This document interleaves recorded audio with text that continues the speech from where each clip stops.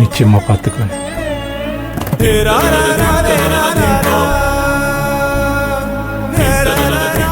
நான் எதுவும் பேச மாட்டேன். அம்மா எடுக்கிற முடிவு தான் மகா சொல்லிட்டாத்த. நீங்க தான் இப்ப சொல்லணும். ஜீவா இங்க இருக்க நீங்க தான் சம்மதிக்கணும்.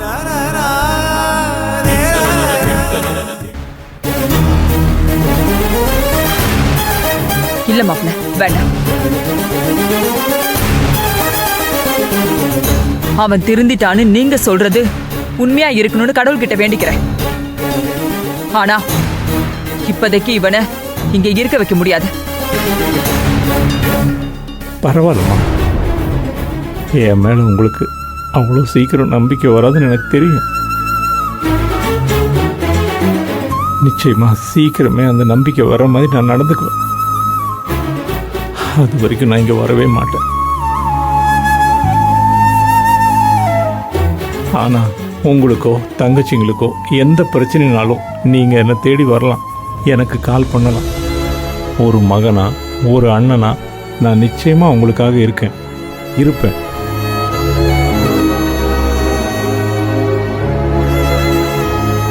அத்தை, கொஞ்சம் தண்ணி கொடுங்க அத்தை.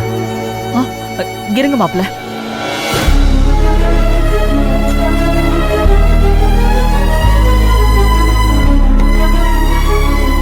இந்தாங்க மாப்ள. எனக்கு இல்ல அத்தை, ஜீவாவுக்கு.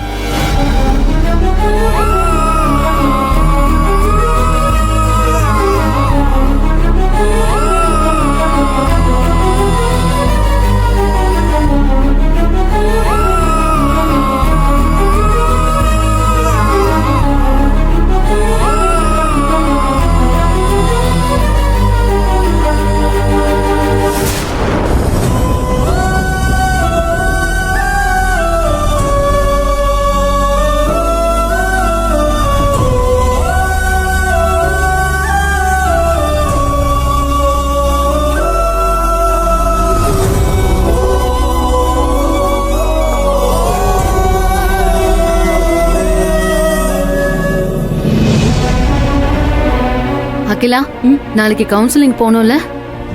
ஆமாக்கா. கார்மெண்ட்ஸ்ல முக்கியமான டெலிவரி ஒன்று இருக்கு. அதுக்கான ஏற்பாடெல்லாம் பண்ணிட்டு வந்து உன்னை நான் கூட்டிட்டு போறேன். நீ ரெடியா இருன்னு? சரிக்கா.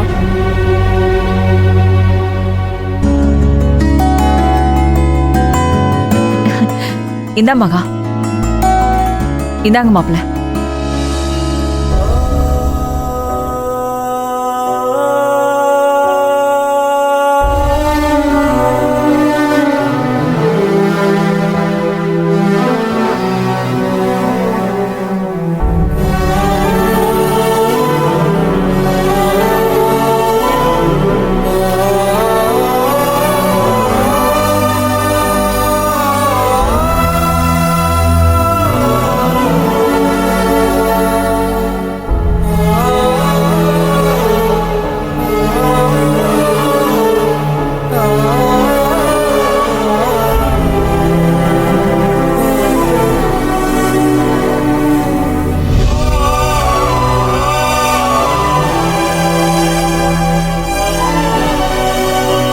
என்னமா இன்னைக்கு லட்டுலாம் பண்ணிருக்கேன்?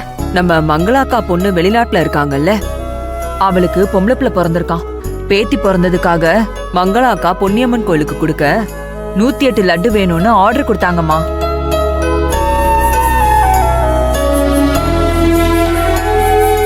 மா, லட்டு சூப்பரா இருக்கு. கண்டிப்பா சாப்பிடுறவங்க எல்லாரும் பாராட்டுவாங்க. சரி, கொஞ்சம் லட்டை பாக்ஸ்ல போட்டு கொடுக்கறேன். கார்மெண்ட்ஸ்ல இறக்க கொடுமா. எதுக்குமா? இருக்கட்டும், ஆர்டர் கொடுக்கணும்ல. அது எல்லாம் பேக் பண்ணியாச்சுக்கா. நம்ம சாப்பிட எக்ஸ்ட்ரா ஒரு 11 லட்டு கூட எடுத்து வச்சாச்சு. கௌரி கார்மெண்ட்ஸும் மீனாட்சி மெஸ்ஸும் போட்டி போட்டுக்கிட்டு வரப்போகுது. ஒருத்தர் பார்த்துக்க கூட நேரம் இல்லாம செம்ம பிஸியா இருக்க போறீங்க.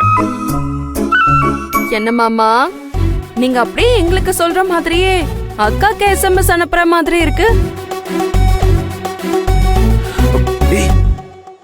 நீங்க ஒண்ணு கவலைப்படாதீங்க. எவ்வளவு பிஸி ஆனாலும் அக்கா உங்களை நல்லா பாத்துப்பா. என்னக்கா? அக்கா விட கவலை.